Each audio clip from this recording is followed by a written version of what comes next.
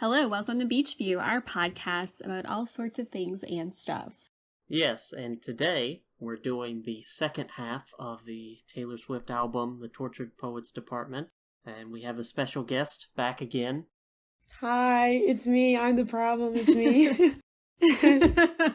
I'm so glad to be back on the podcast, as always, to talk about my favorite artist, Taylor Swift, of course.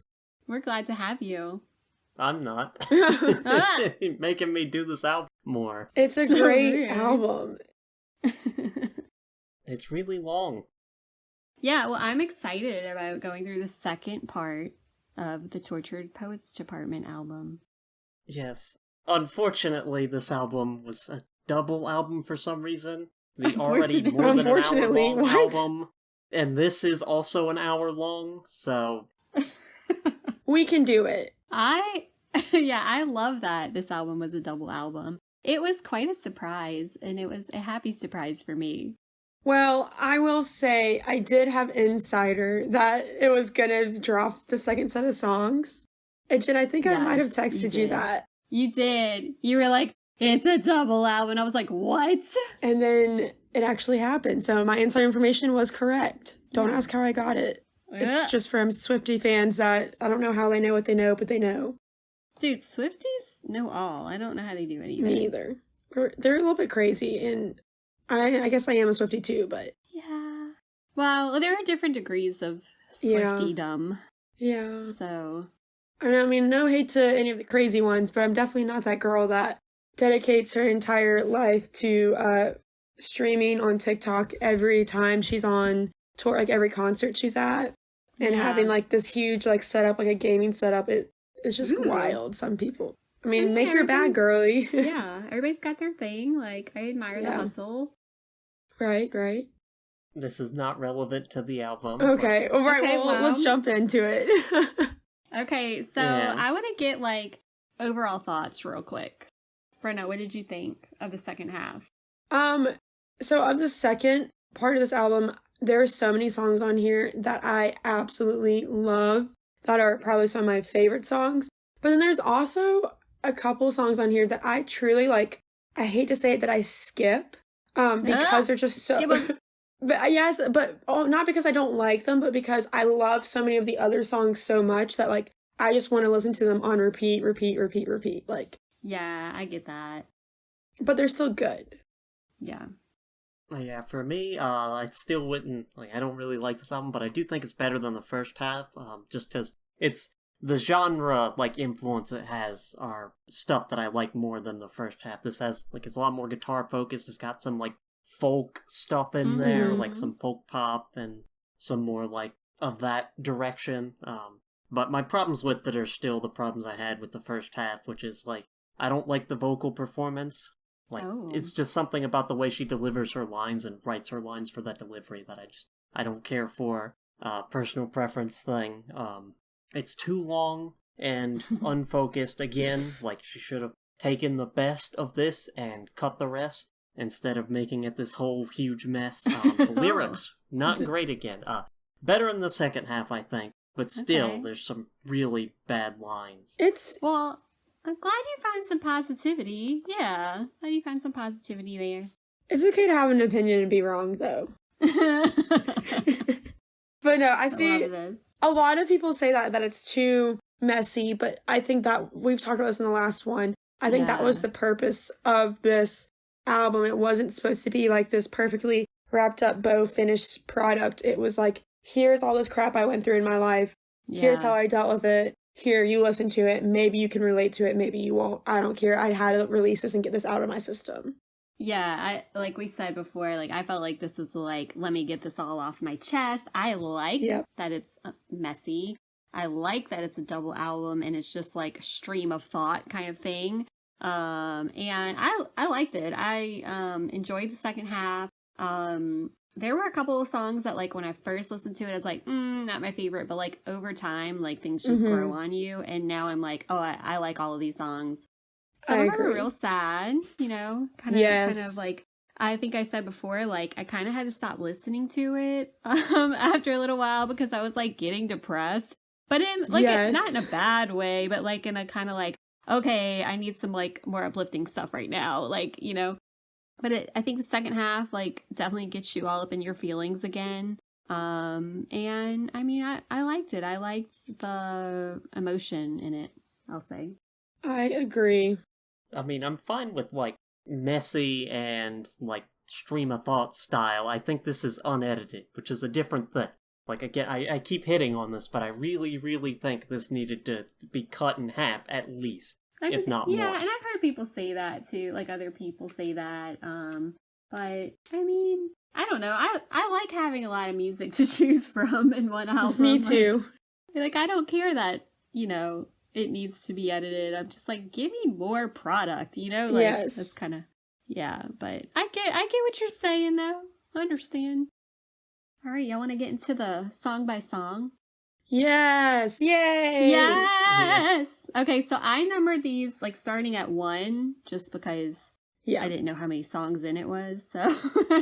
and I didn't go back 17. and count. Okay. The first one is number 17. Okay, number 17, or number 1 in my book, is The Black Dog. One of my favorite songs. Hands down. Yes! And for all of our listeners out there, Jen and I actually got to go see, along with our other sister, The Black Dog in London, and we bought matching hats. We bought hats, which is now my favorite hat, actually. Like, I wear it all the time now. I do too. Did y'all really go to this place because it was featured in a Taylor 100 Swift song? We Absolutely. And you're 100%. not one of those quote-unquote crazy Swifties. We were in London for 20 hours, okay? And we made it happen. Yeah. We made it happen. We went there. It was fun. It was cold, okay? It was a cute little place, and we had to go see it. And there were, like, other Swiftie people there, obviously, which was kind of interesting because it was, like, older single men. Who were the Swifties we were talking to. It's fun. Well, that's what the song's about, right? Yeah. Yeah, actually, yeah.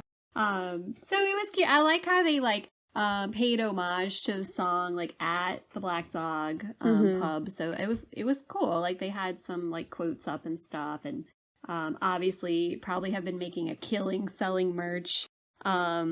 I will say one of our friends had a drink there and it went too great, but other than that, it was fun. You know what? Checks out because whoever the song is about, they have horrible taste. So there we go.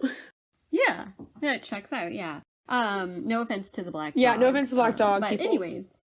Yeah. So let's get into like the actual song. So first question, I don't know what song she's talking about when she references the starting line, and I never looked it up.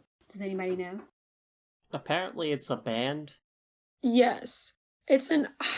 I've heard a little bit of the song before, but it is like an older band, correct?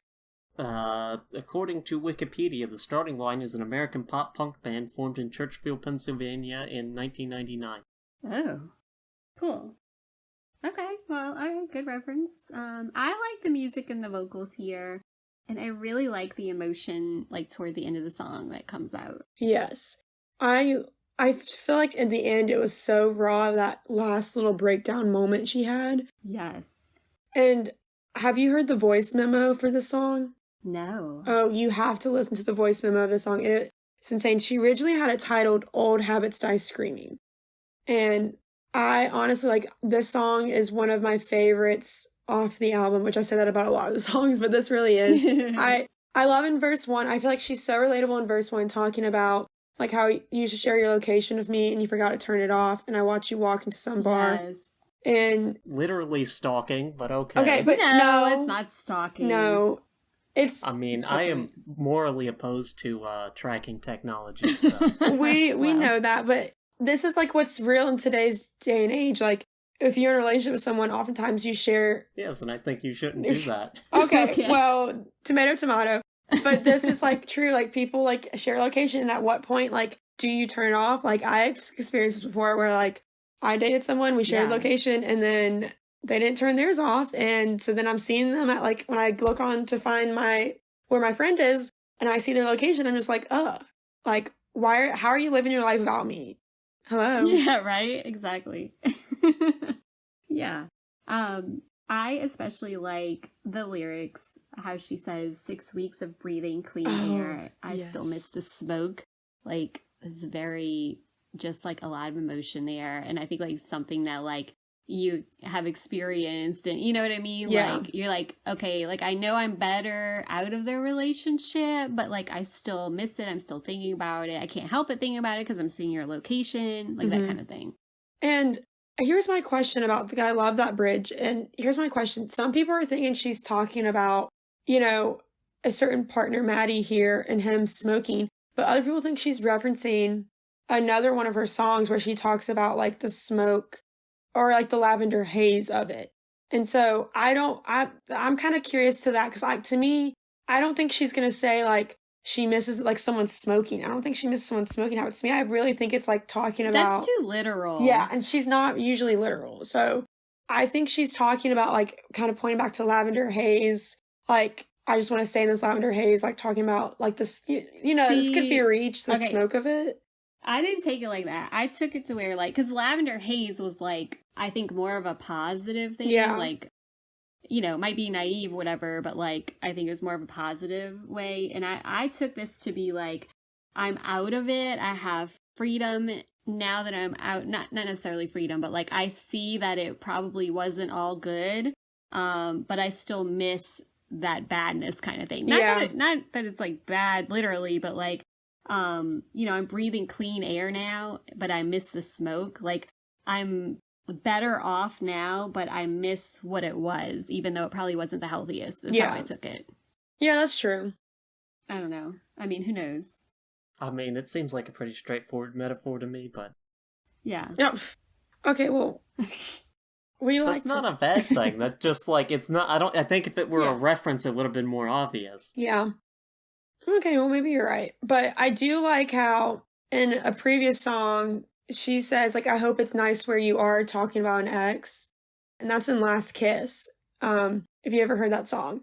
And then I love in this song, she's actually like, nope, I hope it's crappy. Like, I hope wherever you are, it is horrible. Yeah. And I thought I love that part. Yes, I thought that was so funny, from, like, wishing, like, I hope where it's nice where you are for, like, an ex, like, kind of having, like, that, like, what is the word? Kind of not having any animosity towards them. Like, you're sad that it's over, but, like, you're hoping they're still doing good. Compared to this song, she's like, no.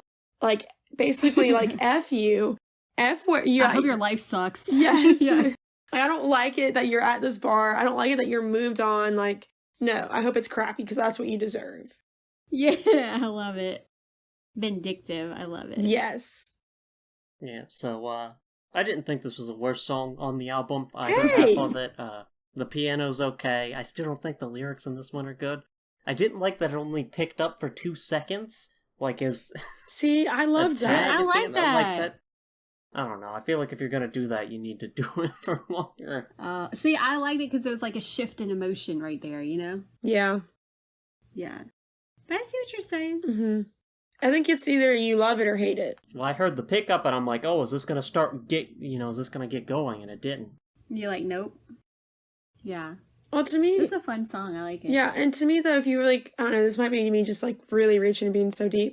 But, like, I feel like the song's kind of... When you're feeling very emotional about something, you have, like... You go from being like, oh my gosh, like, really loud about it, to, like, calming back down, to being... To me, like, that's what... If that makes sense, that's what it felt like. Yeah. I don't think there's enough contrast in this for that. Again, like, it picks up for, like, 2-3 seconds. Yeah. I suppose it's a bit faster at the end, but... Yeah. I mean, I don't know. I liked it. All right. Next. I'm gonna get you back. I'm gonna get you back. This is another good one. I love, like, the dueling emotions here. Yes, I love this one. This one kind of gives me some hype of, like, yeah, you don't know what I'm gonna do next, boo. Yeah, always keep them guessing. Yes. I think it's like she, like, has the power to make it go whichever way she wants. Mm-hmm. That is exactly what it is. And I like the, I don't know what it's called, but, like, the reverb. Like, I like that. Anyway, I like the, you know, the music behind it. And I like when she says, how you were never not mine. We broke all the pieces, but still want to play the game. Yeah. I don't know. I think that's like, I love that because it's like, oh, I hate you. Or, but do I want to love you? I don't know. Yeah. I think it's that dueling emotion, like, painted picture perfectly in this song, discussing, like, you know, it could with like an old like flame or somebody that used to be with, like, I don't know like which one I'm gonna do yet. If I like want to get you back and like date you, or do I want to like get revenge? And yeah, to me, I feel like that's such a true thing and relatable thing that's a lot of people have experienced. Yeah, I agree. And I mean, like, I experience this range of emotions, like, when I get hangry. Like, you know, like, you take out your, like, the worst on your partner, and you're like, ugh! Am I going to be mean right now, or am I going to be loving? But, I mean, I know that's not what the song is about, but, like, I understand the dueling emotions. Yeah. And I did find it interesting because the song kind of pays, I wouldn't even say homage, but, like, it kind of reflects the 1975 Falling for You, like, with the way the lyrics, or, like, the title of the song is, like, there's no spaces. And then he talks about his bike in that song in the house. And then we see that same parallel lyrics here in the song. Ooh, I didn't know that. Bryce, did you know that? No, I don't listen to the 1975. Oh. Well, I listen to the 1975 too. So, you know. Never liked them. Oh, well. But it's interesting. Like, the song, there's just like those little parallels with them. So that just kind of makes me wonder who the song is about. That's very interesting. Yeah, so I really didn't like this one. It's more the, like, stripped down synthy sort of style, and I don't care for that. And also, I thought this was really bad lyrically. Like, I don't know. Oh my The chorus God. I was just like, what are you doing here? Like, the whole thing just felt juvenile. I don't know. It didn't like any part of it. Oh, wow. I liked it. Maybe we're juvenile. I don't know. Maybe. Yeah, definitely juvenile.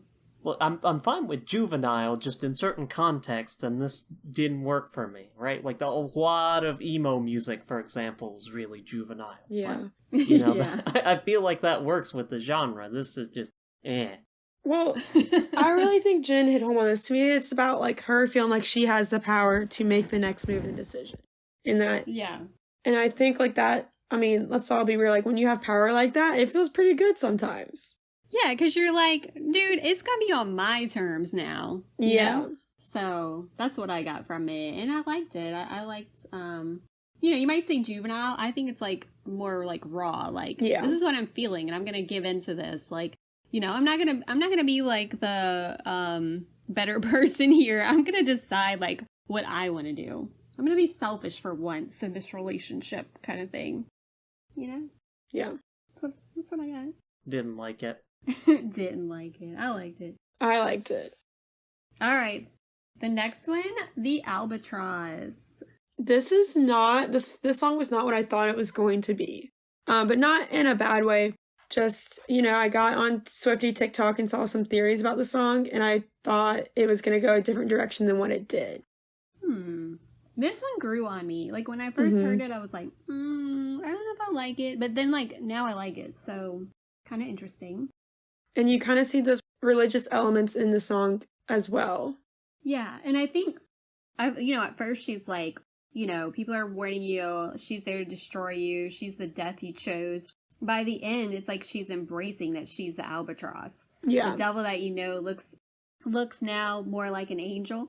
And that to me was kind of like how, like, at first she's like, okay, like in a relationship or something, like people are warning the other person about her, like, you know, she'll destroy you. To me, that was more like people saying, oh, like, you're dating Taylor Swift, like, when y'all break up, she's gonna, like, destroy you in a song, like, destroy your reputation kind of thing, like, after dating. And then, like, by the end, she's saying, like, no, like, you know what, like, I'm gonna protect you, like, kind of thing. Because when she says, like, now looks more like an angel, I feel like she's kind of saying at first, like, people were being warned, and then at the end of it, she's like, yeah, but I'm not gonna do that. I'm not gonna destroy you. I don't know, that's what I got from it. I didn't read, though, like, what other people were saying about it. But I think it talks to, like, how she says, like, it doesn't matter who she's dating, like, quote, it's always a scandal, you know what I mean? Like, people always make a big deal out of whoever she's dating. That's kind of what I got from it. I agree with that. And I wonder, too, and verse 3 too, like, I think she is also talking about how other people, like they read fake news about her and they're believing it about, you know, someone else, and she tried telling them, like, this isn't true, and then they trust, like, the wrong person. Like, I think she's kind of touching on, like, in a little bit, she touches on this, like, later on in songs in Cassandra, but I think here she's kind of still playing a part in that, talking about, you know, she wasn't believed about certain people in the industry, and now that it's all coming out that they were this, like, wicked person. Yep. And so I think it's tying into that whole theme of, like, people think I'm the problem, and I've said before, like, yeah, I can be a problem in relationships, but, like, she's like, but, like you're saying, like, I'm not this person that they're painting a picture of. Like, yeah, I don't know, I do like the song. It's not my favorite on the album, but I do like the meaning behind it, if we are interpreting it right. Yeah. I thought this song was fine. I liked it, kind of a poppy folk song. I like the strings. And I still don't like the lyrics, but I think they're bad in a different way than the rest of the album, so that counts for something. It. Wow. It's got to be the best review you've had yet. Yeah. No, remember? I liked But Daddy, I Love Him. So. Oh, yeah. That's right. Which we did. Was shocking, but... Yeah, it's a good one. Yeah, and this, I think, starts with like, a lot of these songs have a lot more guitar, and I think this is the first one on the second half of the album that starts that off. Oh. You know, I never really thought about that, like, compared to the first half of the album. Yeah, I mean, I didn't, like, go back and count, but I'm pretty sure there's a lot more guitar in this second half. Oh, I like that. All right. Any more thoughts? You want me to go to the next one? Nope. Next, Chloe or Sam or Sophia or Marcus? Oh, Soft, sad, love it. Love it. At first, I really didn't like the title of the song. I was just like, I didn't like the part of Chloe or Sam, Sophia or Marcus at first, but now I really do love it, and kind of like I feel like the little subtle message behind it. Mm-hmm. But there's a lot of lines in this song that, oh my gosh, I love it. Just like itches that as the decades would play us for fools, and you saw my bones, that was somebody new. I love that description there, like that imagery of, I don't know. And then her saying, you said some things that I can't unabsorb. You turned me. I wrote that line down. Into an idea of sorts. Like, I love that line. Yes.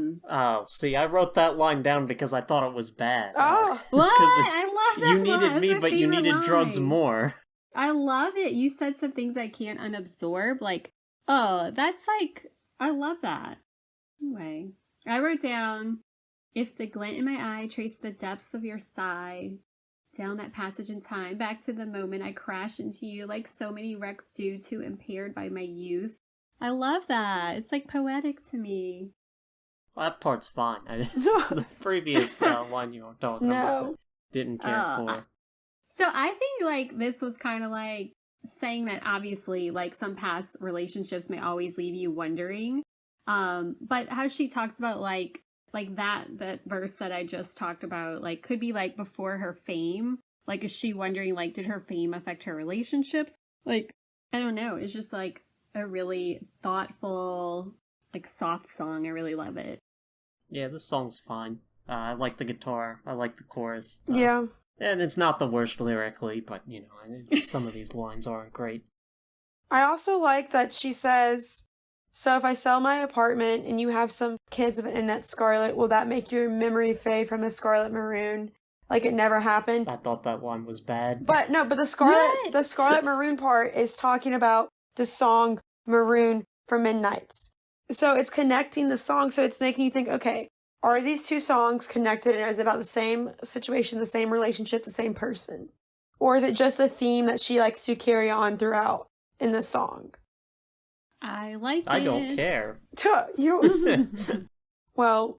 Yeah, I like the references to, like, the past songs. Yeah, I do too. I really like it. I mean, there's so much more I could say about the song, but I know we have so many other songs that I know I'm going to spend so much time on. All right, we'll move on. Okay, next, How Did It End? Ugh. Heart so sad. Breaker. I can't listen to the song currently right now because it makes me, like, tear up. No, for real. Like I said, I kind of had to step away from this album for a minute because I was like, "Oh, this song is so pretty. I love it," but it is a little bit of a downer. It is. It's. I mean, not to just go ahead and jump to the bridge, but that bridge. Oh my gosh, that bridge is like cuts a knife through like your heart. To me, Bryce, you're probably gonna say you hate it, but she's talking like literally talking about the death rattle breathing. Like, talking about somebody... Wait, I wrote, yes. The death rattle breathing silence as the soul was leaving. Like... Such a pretty line. Yes, and I saw, like, nurses on TikTok say, like, when someone, like, passes away, like, that last breath, if they call it, like, that death rattle. Dude, I have seen that, in person, like, somebody dying. It's usually, like, a few days to, like, the last part of their death, and it's, like, so freaky. It's something that stays with you for a long time. Oh no. So I know what they're talking about. And it is freaky, and it's, you know, like everybody shares this moment, right? Like before they die, supposedly, but I mean, unless it's like an artificial death, I guess. But anyways, like silence as the soul was leaving, like the end of a relationship. And to me, the song is like people conjecturing about the end of a relationship, like wanting to know like what really happened. Yeah. Are we ignoring the fact that this part ends with a sitting in a tree KISSING reference? No. Except it's dying instead of kissing. Like, that is ridiculous. That is awful. Oh, I like it. I like Why is it, that ridiculous? If that's how she was feeling, like, I mean, she literally starts. Yeah. Bryce, she literally starts off. That's something kids saying. It's ridiculous. It is. You're taking something innocent and saying like we thought it's obnoxious. No, I mean like the nursery rhyme innocent, and you're saying that's like obnoxious. It was obnoxious. We thought it was cool, but like we were actually it was the like the relationship was dying. Yeah. Yeah. I don't know. I mean, it didn't matter me. She literally tells us a darkened version of a children's song. This is oh so my deep. Gosh. No, it was beautiful. It was shocking. My mouth dropped open when I first heard it. But she literally starts off this song with verse 1 by saying, "We hereby conduct this postmortem." So like this is after it ended, like where she's trying to figure out how did they end up where they did? How did it go wrong? Because even, you know, when you're looking back at a relationship and you like can pick apart the pieces as they start crumbling, but then sometimes you're still left, but like how did it end though when there was so much promise? Like we were like, yeah, how do we go from the start to like where we are now? Yeah. Yes, like how did it crumble into this? Okay, but that's still a really bad line. Like, that's... I'm sorry, I'd never be on board with that. I liked it. No, and I like, too, that she's like, it's happening again, how did it end? Like, she's kind of talking about, I think, making a play. People like, oh, another relationship of hers failed. Like, oh, who's surprised?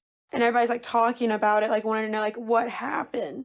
Yes, exactly. And she's just in here like, yeah, she's just in here like, honestly, like, I don't know, like, what's happening. Like, I don't know. Yeah, she's wondering the same thing. Yeah.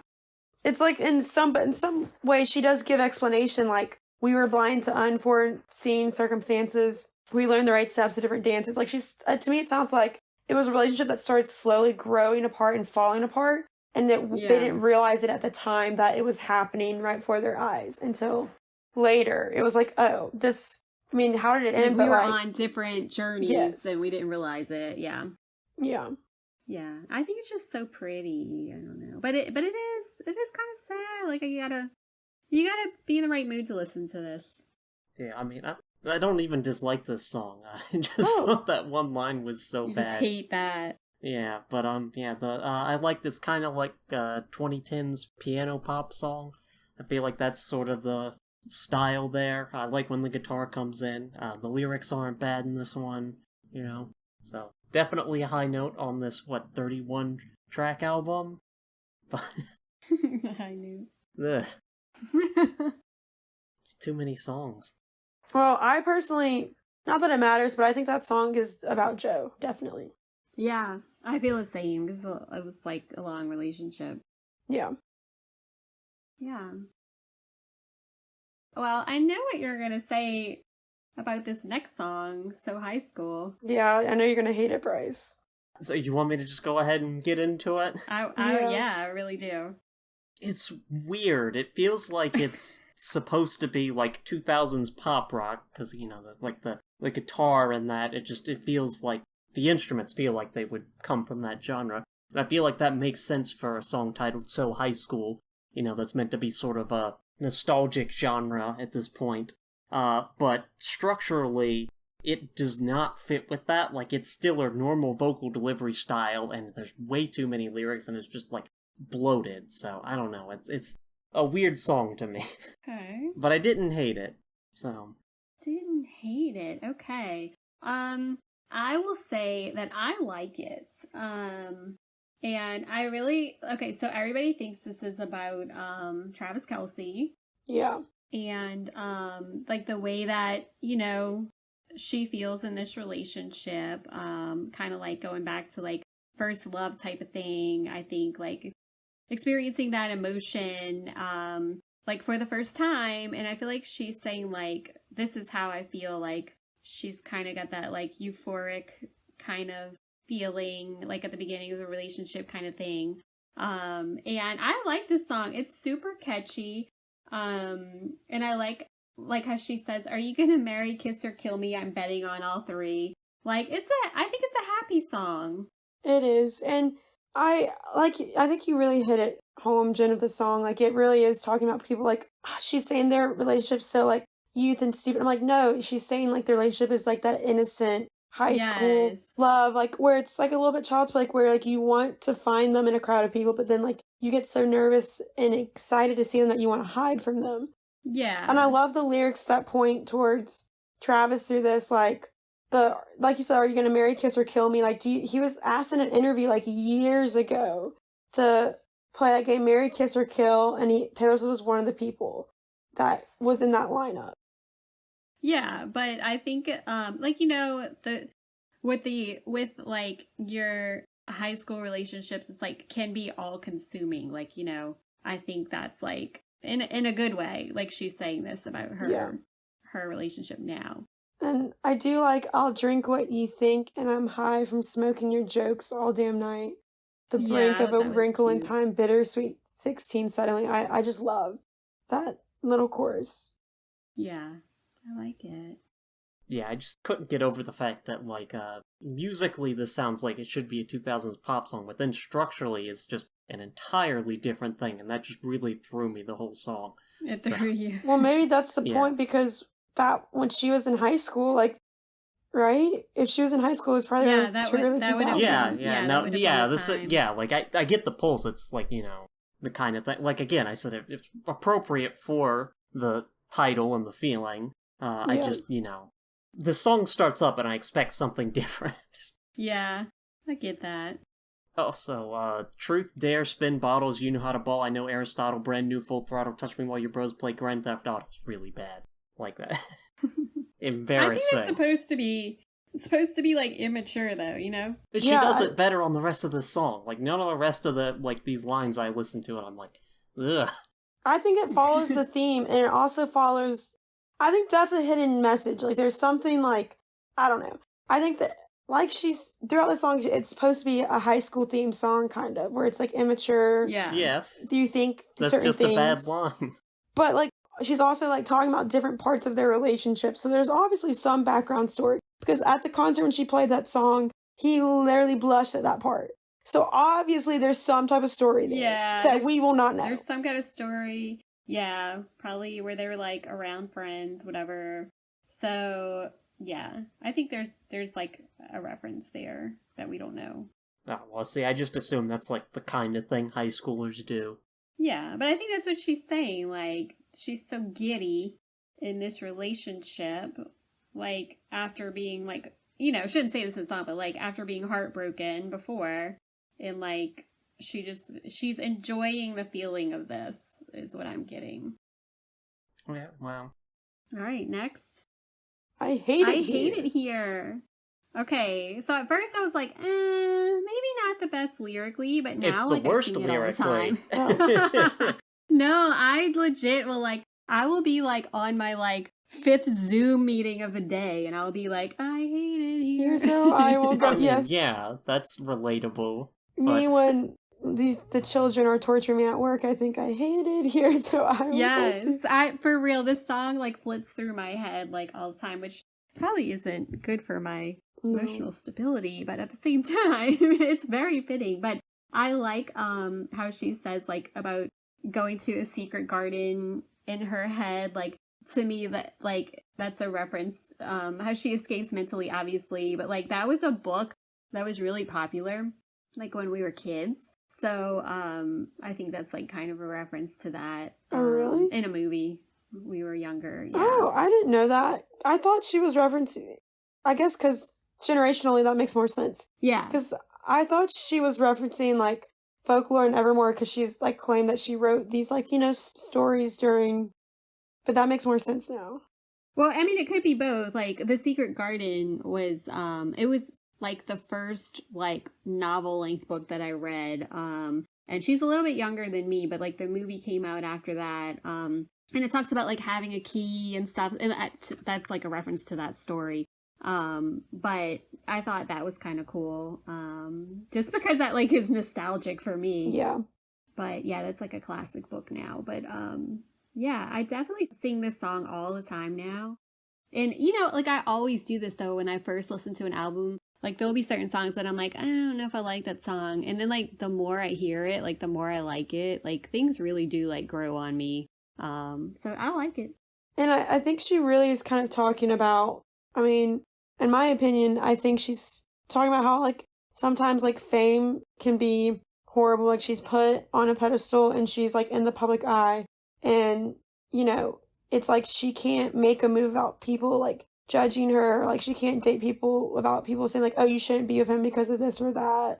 And right. She has like all these opinions on her life and her name, like what she should do. And it's like she no longer, in a way, like I feel like she no longer like owns her name in the sense of it's a part of her brand. And everyone, you know, like you have managers, you have publicists and people saying like you can't do certain things, when she just honestly just wants to be able to do what she wants without having to like worry about it. And it's not saying like she hates being famous. It's more of just like she was in a really dark place. Yeah. I think it speaks to like going through all of that, but having like the mental fortitude, like being able to escape mentally and just be like, you know, I'm gonna, this reality sucks right now, but I'm creating a different reality and like, you know, escaping from that for now. So I'll read what I read in my notes. I guess the music is decent, but this is such a vocal and lyric focused song that it's hard to tell. And this is maybe her worst ever lyrics. So. Ooh, worst ever. Harsh. It's really bad. Like, the starting line, which I think it also ends with, of like you're a poet trapped inside the body of a finance guy, just really abysmal. That entire verse that, starts with, my friends used to play a game where we would pick a decade. It's just, like, really bad. Just, like, it didn't flow even. No. That's how bad it was. Ugh. I agree, but, like, people were like, didn't like that she mentioned the racist part there. Yeah. But let's be real, if she wouldn't have mentioned that there, people would have said crap. You know, I felt the same way. Like, I do not think that she deserved the flack that came with that, because I thought that was a little silly. Because you can't, like, maybe she didn't have to include it in her song, but, like, that she did, and she made the reference to, like, you know, yeah, but it was super racist, and you were, like, married off to the person with the highest bid. Like, let's be real, you know? So I 100% agree that if she didn't include that with the 1830s, people definitely would have had a bigger problem. I mean, the 1830s is a bad pull regardless, but... Well, you know what? I mean, every decade has its problems. Yes, sure. But like, I would not pick antebellum America, I'm just saying. I mean, I don't know. I think she included I don't want to say facts. I think she included the historical, you know, references the right way. It didn't, I don't see why people were, like, saying everything that they said. I mean, I think even regardless of that, it's just, like, a bad verse. Yeah. It's poorly written. Yeah.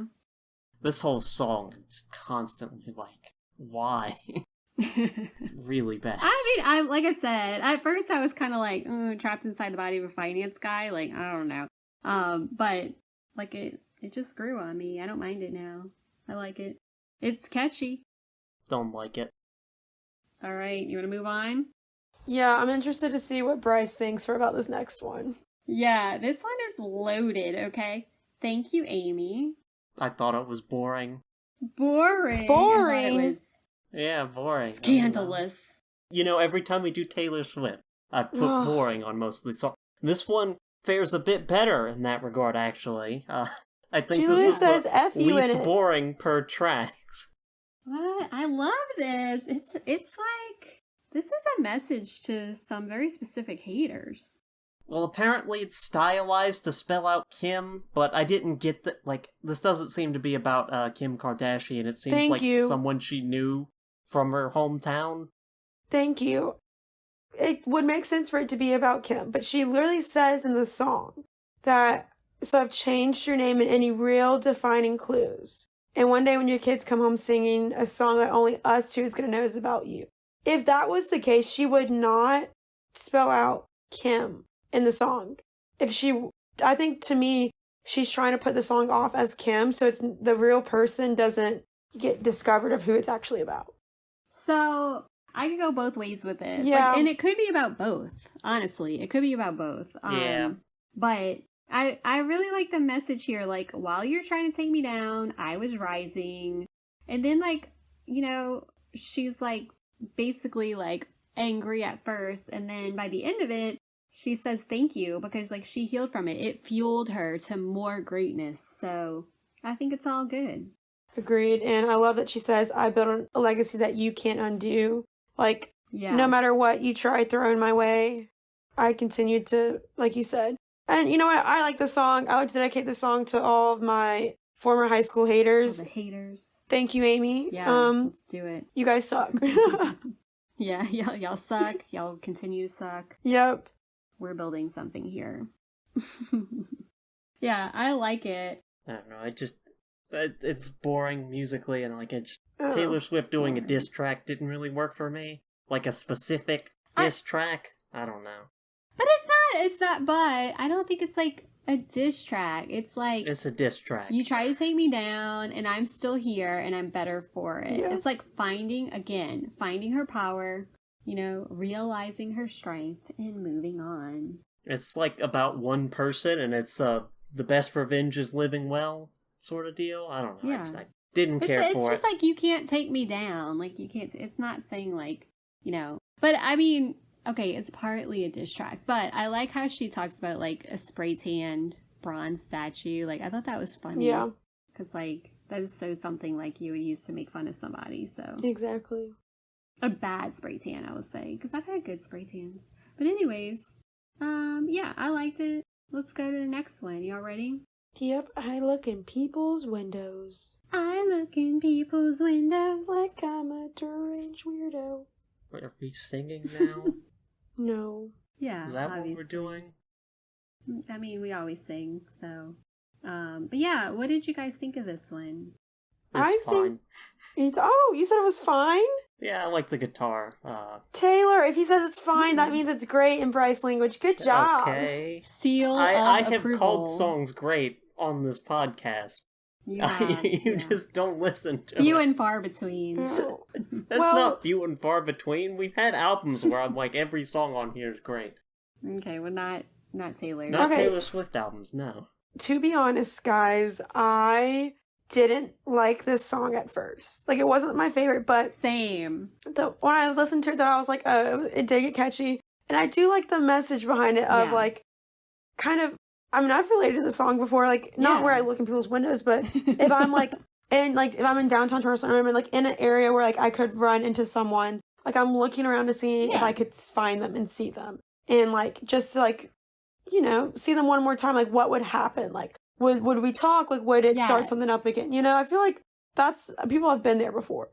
I think it's like looking for her past, wondering if they feel the same too. Like, Yeah. Like, does your past partner feel the same about you? And to me, like when she says, "I'm addicted to the if only," like Mhm. it's just wondering. Like you're wondering about the past, and like that same thing. Like if you run into somebody, like what would happen, like that kind of thing. And But I like how she says, what if your eyes looked up and met mine one more time? Like, what would happen? Mm-hmm. It's just, it's full of possibility here. And this is something I learned literally recently, is that some people think the title and the premise of this song is referencing to Emily Dickinson's I Had Been Hungry All the Years.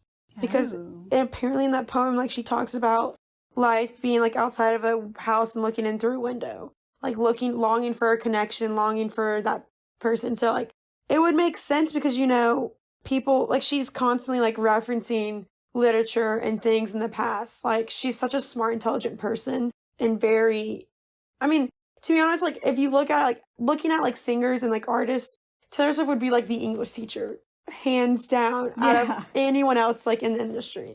Like, professor that can just pull literature and things and, like, inspire and just, I don't know how to explain it, but she's just very good about that stuff. I agree.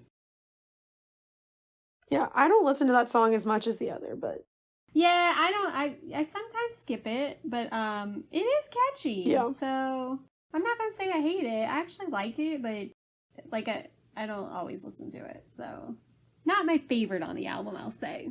I don't know how you find time to listen to like half of these songs. There's too many of them. When I'm driving. That's all I listen to. I like to play. You drive for 2 hours regularly? No, but like sometimes I have to drive like, you know, half an hour here for a stupid meeting, then a half an hour back, and then, you know what I mean? Like, so this, the whole album will play like over a week's time in my car, basically. Okay. You know what I mean? Yeah. Anyways, okay, let's move on. The Prophecy. So, yeah, I like this song. This is another one that I was like, I don't know at first, but then, like, it definitely grew on me again, like, all the time, what happens when I listen to albums. And to me, I think this one's definitely about, like, fame interfering with her relationships. I will say I like the song, but the cadence is a little hard to follow sometimes, like what you've been saying, Bryce. Like, some of the delivery, it's in other words, like when I'm trying to recall it and sing it like myself without the music on, like I can't get the cadence right. You know what I mean? But I think, you know, she says, I don't want money, just someone who wants my company. Like, so to me, that's like about her fame. Yeah. I love this song. And I think yours, once again, Jen, your thoughts on this is true. She's hoping and wanting for different outcomes, but it's like the life that she's living, like it's part of like her, I guess, her promise that basically like, yeah, like I'm famous, but is this like the price I'm paying for being famous, that I will never find my person, even though I want just a soulmate? And it brings me back to, I don't know if you guys remember when she released Lover. She released like some of her private journals with Lover, and one of her entries talked about how she feels like she's the girl before the one. Like, she's not the one, but she's the girl people date before they find their person, and the next girl they date is the one. And so she's like, I feel like she's just kind of hoping like, hey, like this, you know, theme or narrative in my life where like I will constantly like date someone and it doesn't work out, and even when I thought like I had it all with this person, it still doesn't work out. Like, is this like, yeah, is this what's meant to me? Like, is this my promise that I will never find someone? Like, and it's just such a sad song, but I feel like I feel like it's very relatable because I've heard this time and time again from so many people in life saying like they feel like that they're just not meant to find someone, that they will never, like they're just going to be alone, like because it never works out for them. Yeah. You know, you don't have to be in a relationship, right? Yes. I've read the lyrics to this song and I was like, that's all I could think of. Agreed, but well, for people who want to, you know, like, and this is showing like her like plea, like her longing, like she wants a relationship, she wants a partner in life, and she's like, please change this prophecy. Like, what do I need to do to get like to make it different this time? It's like she's bargaining, and that's the thing. Like you said, Bryce, you don't need a relationship, no, but I think in her situation, she just wants a life partner. Like, she wants someone that's there that she can do life with, like outside of this craziness. I think she wants that sense of normalcy. Like, she doesn't want to live this pop star or life that a lot of celebrities fall into, where it's like, you know, drugs, partying, the running through people. Like, I don't think that's what she wants. I think that's what she's saying here. She does want to have some sense of normalcy in her life where she has a long-term partner that she's with till the end of time. So there's these things called friends. I don't know if you know about them. But... She has lots of them. You know what? If that's what you can't... Here's my thing. You can't fault someone for not wanting a relationship, but you also can't fault someone for wanting one. Yeah.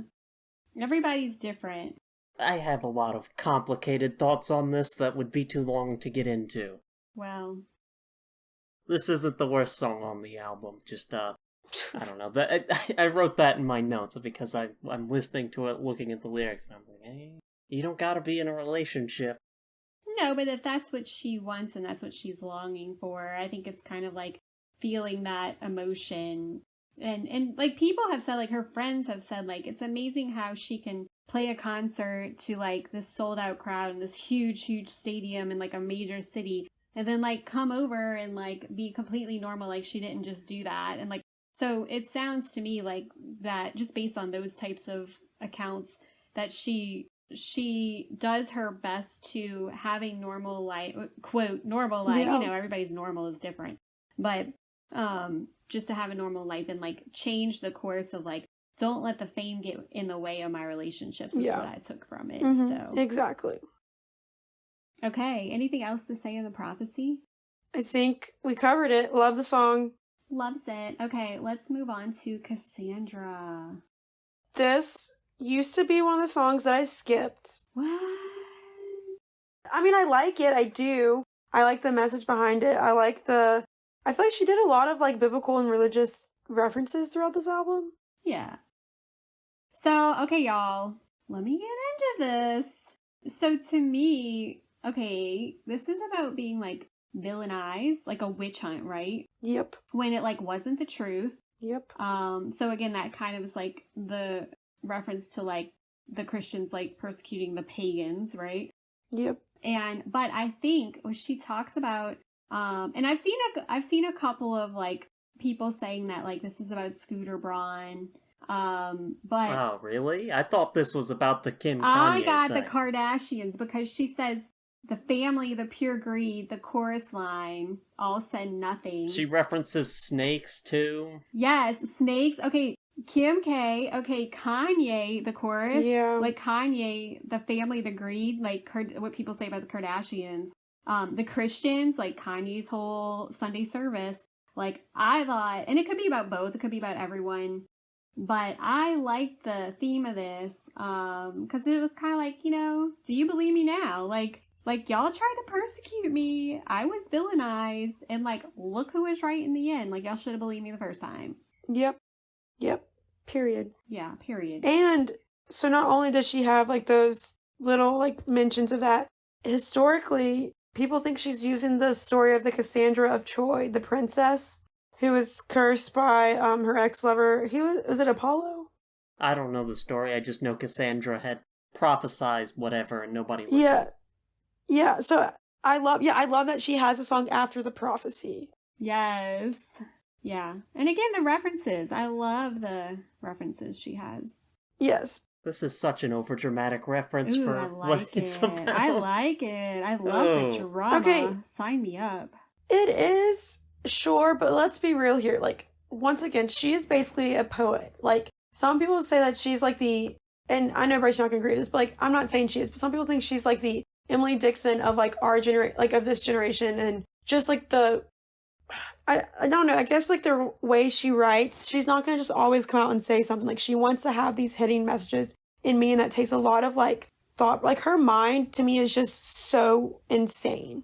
How she, like, will describe something. Like, instead of saying, like, for example, like, oh, I was cold, she'll, like, go into this great bigger metaphor to say basically she's cold, but she's using, like, all these other words to say it. I think it's, to me, you want to say Emily Dickinson, I'm going to say she's more of a Bronte sister, and I'm here for it. I like how she has these references. I think her lyrics are poetic, despite what some may say are terrible lyrics. Okay, yeah, if she's a good lyricist, it does not show on this album. I like a lot of the lyrics here, and I love the emotion, so I'm here for it.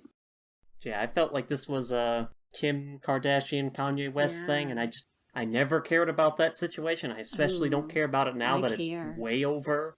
And, like, even outside of that, this is, like, just a boring song to me. And again, Cassandra is such, like, an overwrought pull. Like, Ouch. Wow. Wow, it hurts my heart that you feel that way. I don't think Taylor Swift is a Cassandra figure, and it's overdramatic to say that about yourself in this context. I'll show you overdramatic, okay? Yeah. Never say that again. You'll be banished from the land. Okay, well... Okay. The next song... Peter. Oh my gosh, I love this song on repeat.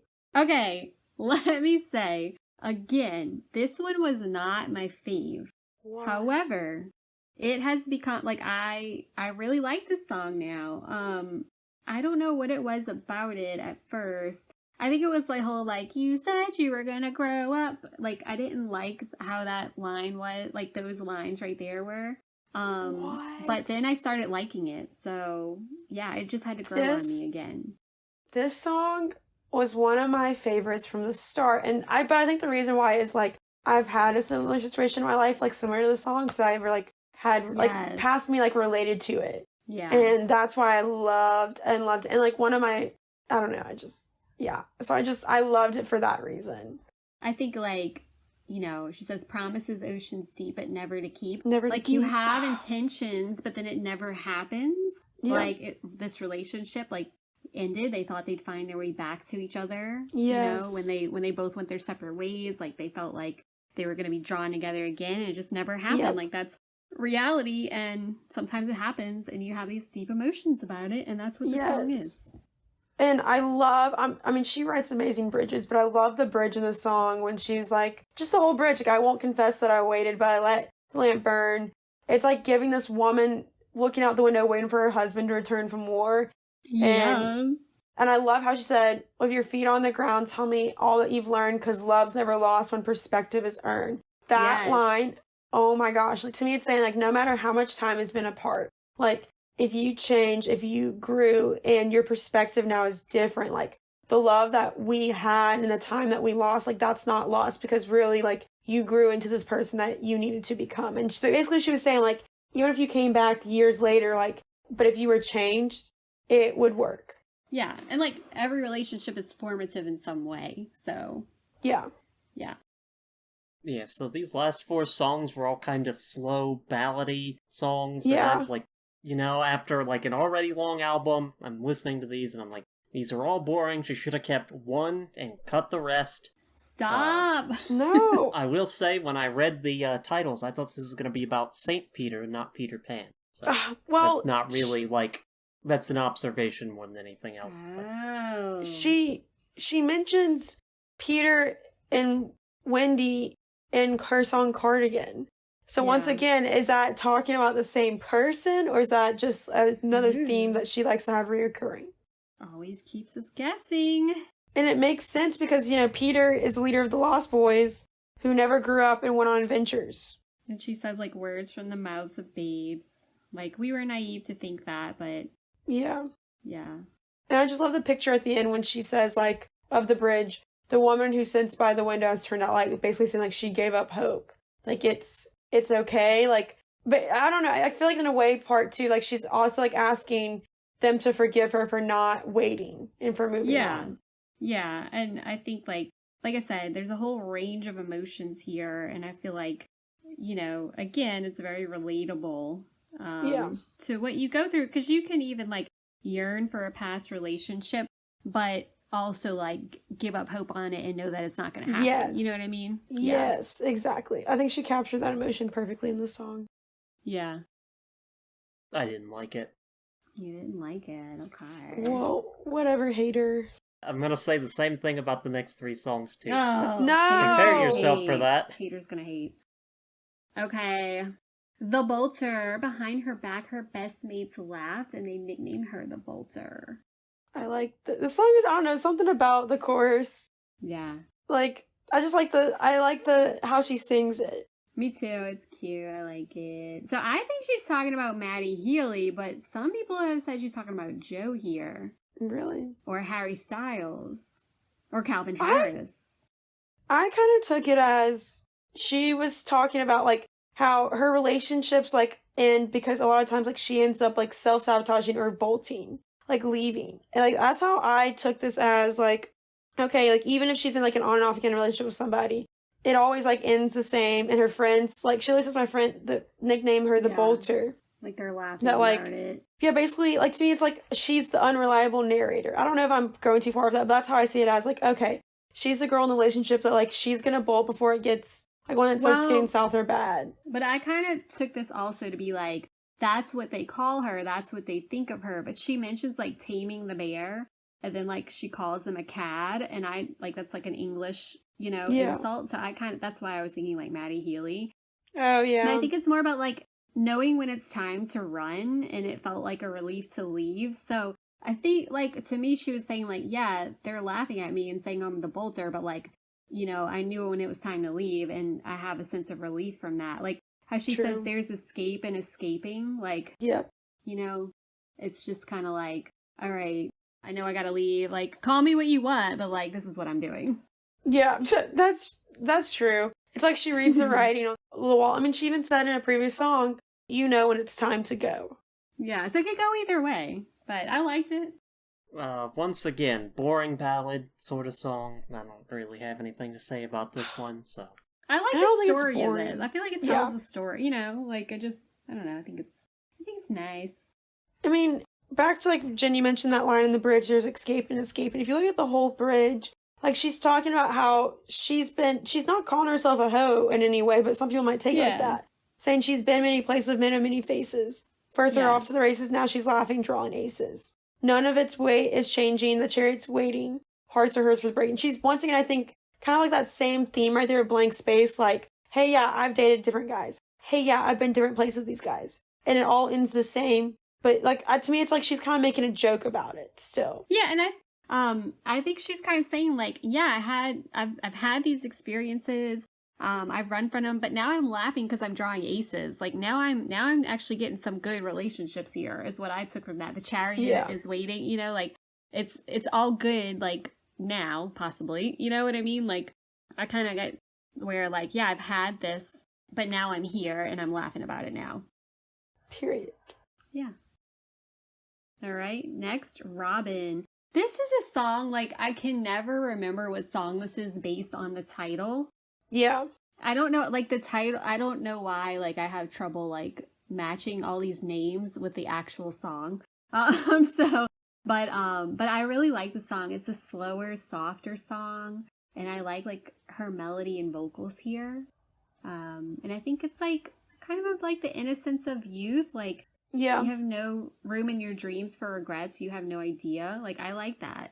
I like the message.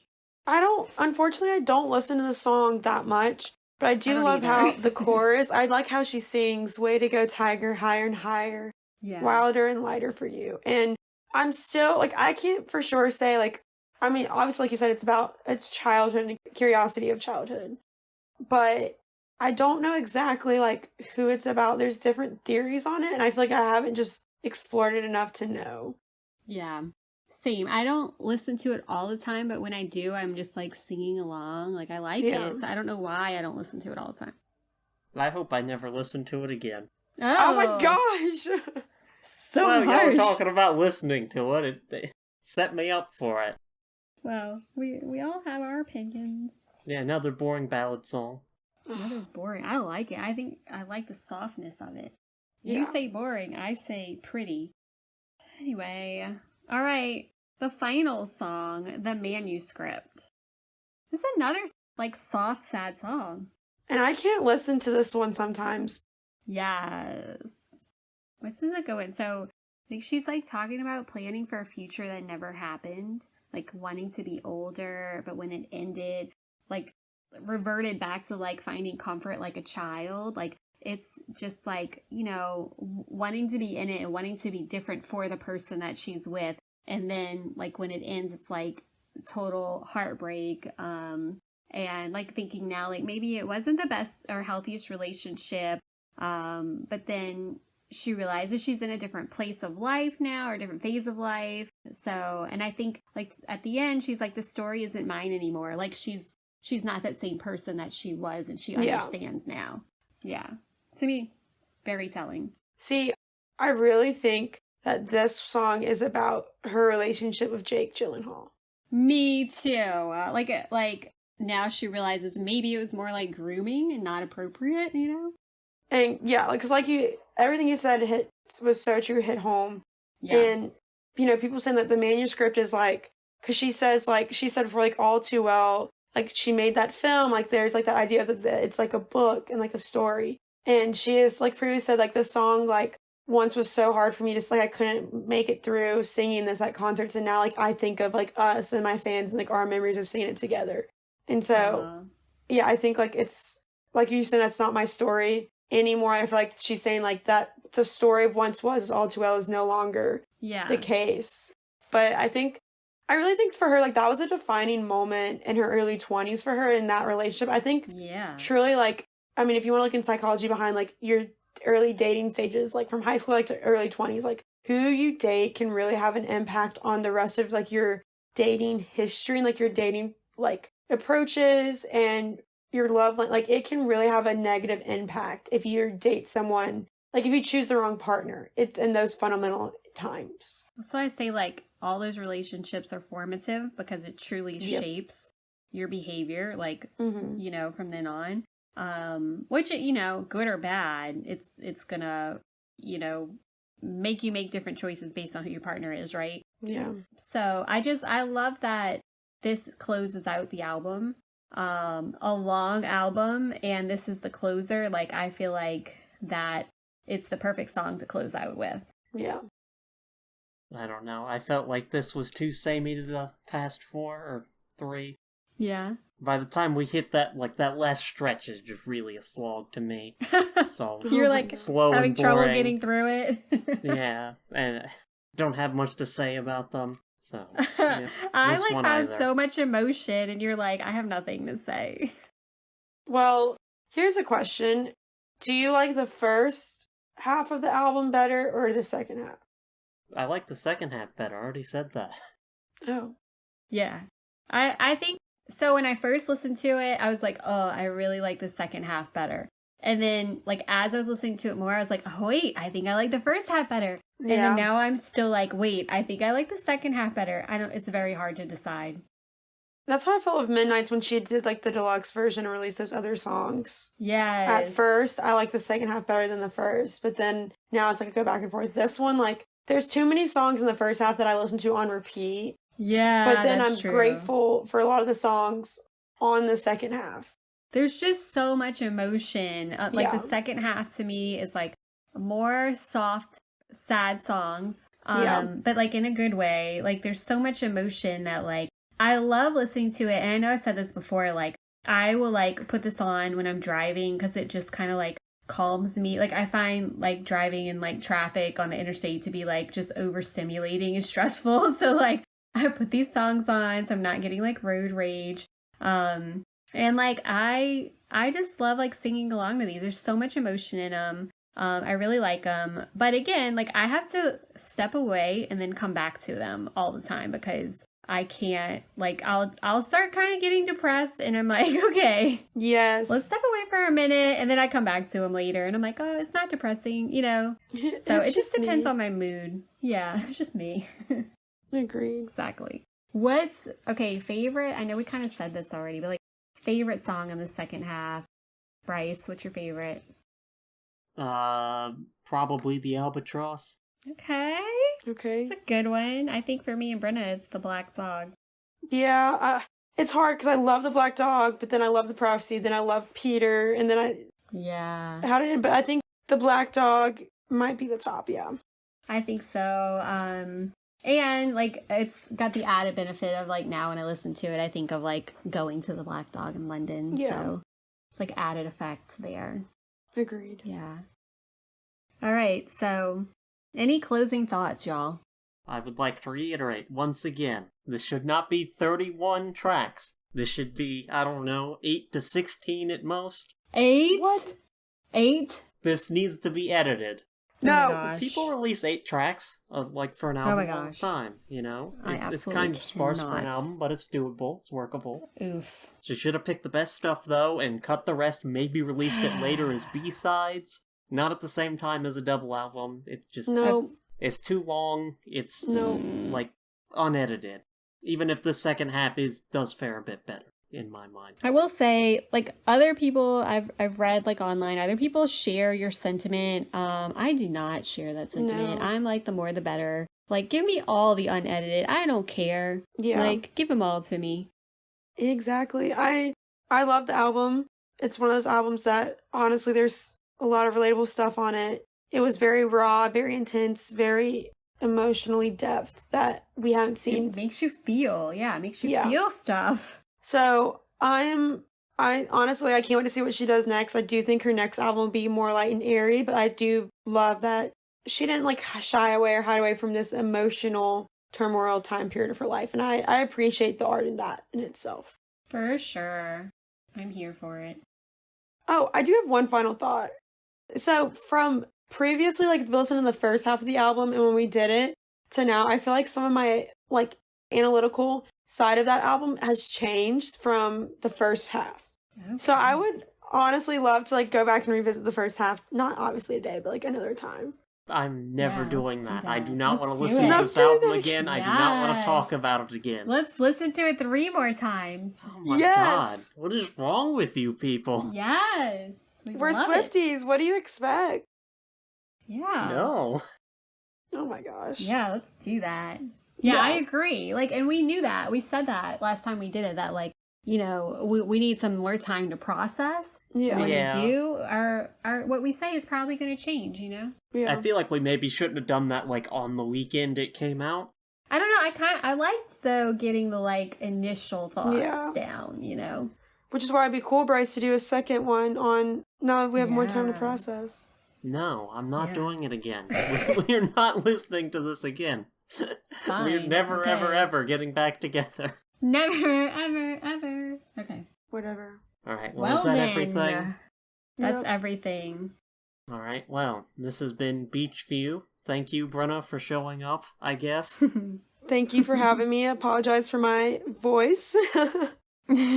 Well, yeah, I'll second that. Thanks. And I always enjoy, like, you know, sharing your opinions with us and knowing that Bryce hates them. So I think that's always fun time for me. Yeah. Look, if this album were 40 minutes, I wouldn't be so negative about it. It's just Oh way my too long. gosh.